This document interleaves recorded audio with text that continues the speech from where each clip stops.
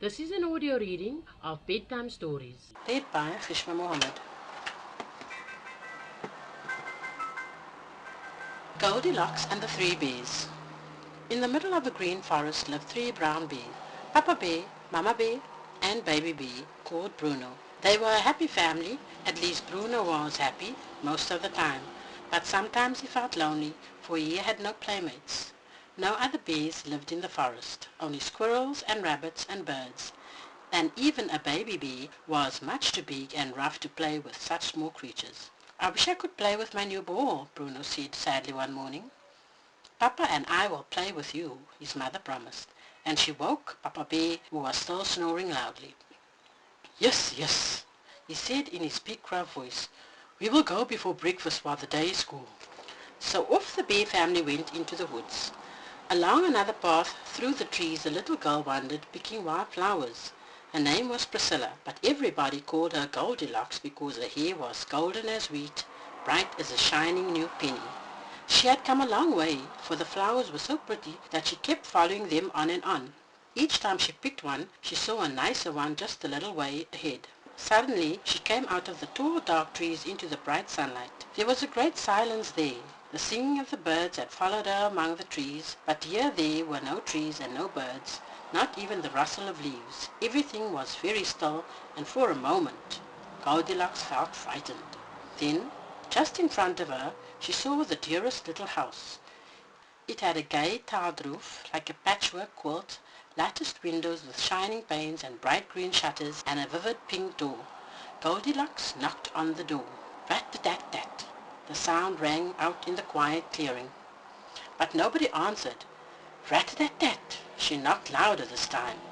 But again there was no reply. All was silent inside the little house. Disappointed, Goldilocks was about to turn away when she noticed that there was no lock on the door. Turned the handle, and the door swung inwards with a faint creak. Timidly, Goldilocks peeped around the door. "Is anybody home?" she called. "Is anybody home?" she called. She waited for an answer, but there was no sound except the crackle of the log fire. "Can I come in, please?"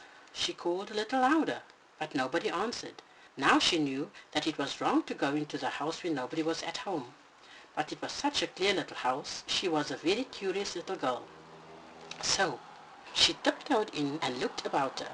The first thing she saw was a big oblong table. It was laid for breakfast, with a bright checked cloth and a vase of pretty flowers. On the table were also 3 bowls of porridge, with steam still rising from it. Suddenly Goldilocks began to feel very hungry. She took a spoonful of porridge from the great big enormous blue bowl. Ugh! Somebody had put salt on it, and it tasted just horrid. Next she sampled a spoonful from the middle-sized red bowl. Yuck! That was like syrup, sickly sweet. Well, there was still another bowl of porridge. Goldilocks took a spoonful from the little wee tiny green bowl. She smiled happily, for it was delicious. Not salty, yet not too sweet. In fact, just the way she liked it. And as she felt hungry, she ate it all up. Her hunger satisfied, Goldilocks wandered around the little room. The house was just as nice inside as it had looked from the outside. The room was dotted with vases and bowls of flowers. Pretty curtains hung on all the windows, and a lovely smell of pine trees filled the air from the burning logs. In front of the blazing fire were 3 armchairs. It looked so cozy and comfortable, and all of a sudden Goldilocks began to feel tired after her long walk. But which chair should she sit in? 1, 2, 3. One of them must surely be just the right size for her. There was a great big enormous chair with padded back and purple cushions. Goldilocks climbed into it and sat down, but she only filled a little corner of the seat, and her legs stuck out straight in the most uncomfortable way.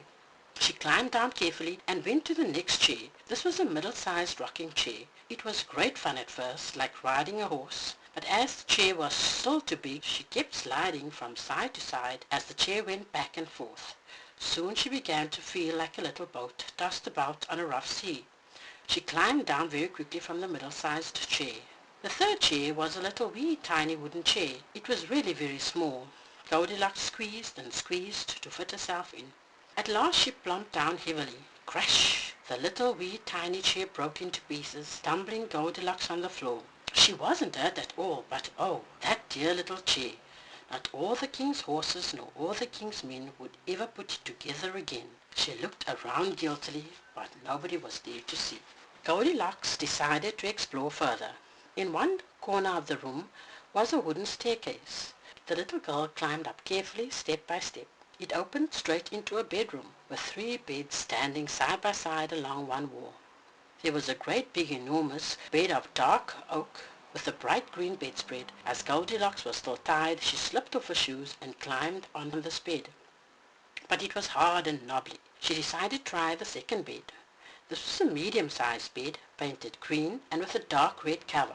When Goldilocks lay down in this bed, it was so soft that it seemed to swallow her up. Every place she moved became a deep feathery hole, and she had to burrow herself out like a little mole to reach the edge of the bed. She slipped onto the floor and looked at the third bed. It was a little wee tiny bed of pale blue, with flowers painted on it and a pretty blue flowery bedspread. Beside it stood a bookcase filled with storybooks, and on the other side was a shelf with a large candle wax holder. On the wall behind the bed hung a picture of Baby Bee. Why, that must be the little boy's favorite toy, thought Goldilocks, for of course she did not know that this was the house of the 3 bears. She put her shoes neatly on the floor and hung up a pretty straw hat before she climbed onto the bed. It was neither too hard nor too soft. In fact, it was so comfortable that she put her head down on the white frilly pillow and fell fast asleep. At this moment the bears returned from the forest, with Bruno running ahead. He had enjoyed the game, though, of course. He had won easily because Papa Bear was too stiff and Mama Bear was too fat to run very fast. Bruno reached the house first. "Mama, Papa," he called in his tiny little voice, "the door is wide open." "You must be more careful, my dear," boomed Papa to his wife, "for of course it must have been you who left the door open." With Mama protesting in her high, squeaky voice that she had never done this, they went into the house. Mama rushed over to the table to see that everything was ready for their breakfast. Then she noticed something odd. "Papa, Papa," she called excitedly, "come here and see, come quickly." Papa came and he looked. Everything seemed all right to him. He wished Mama would stop fussing and get his breakfast. He was very hungry after all that exercise. "But the spoons," said Mama. "I left 3 spoons on the table, and now they are each sitting in a bowl." Papa Bear lifted his spoon out of his great big enormous bowl. It was all sticky. "Bears, oh bears," his voice was like a thunderclap. "Somebody's been eating my porridge." "Oh dear," squeaked Mama Bear. "Somebody's been eating my porridge too." And then Bruno went to his dish. He lifted up the spoon, but there was nothing under it. His dish was quite empty. "Somebody's been eating my porridge and eaten it all up," he wailed. "And I'm such a hungry little bear too." Papa Bear was angry. "We must search the house," he growled. As he turned from the table he saw his big comfortable armchair, but the newspapers he had placed neatly on it were now scattered on the floor. "Ho, ho, ho, hum! Somebody's been sitting in my chair," he said. Mama rushed around picking up the newspapers. Then she noticed the ball of wool lying on the floor. She knew she had left it on the chair beside the jumper she was knitting for Bruno.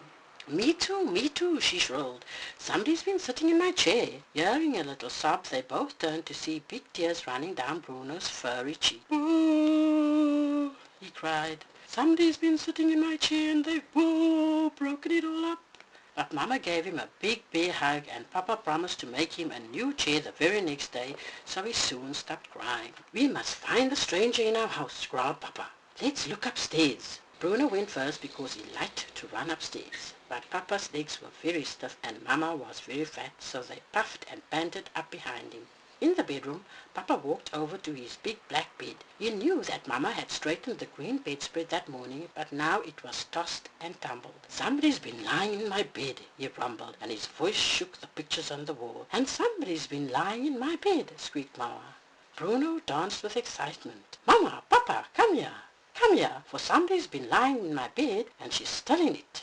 Just then Goldilocks, disturbed by the noise, awoke. She saw the big bear, with his green striped trousers, a gold watch chain hanging from his red waistcoat, and his smart bow tie. Then she looked at the middle-sized bear in a flowery hat, and with a white frilly apron around her blue dress. And last of all she saw Bruno. She was certain it was only a dream until Bears, oh bears, who are you? Boomed Papa in his big hoarse voice. There were no voices as loud as that in a dream. Goldilocks jumped up and gathering up her shoes and hat, she dashed past the three bears down the stairs. She fled through the open door and over the grass towards the forest.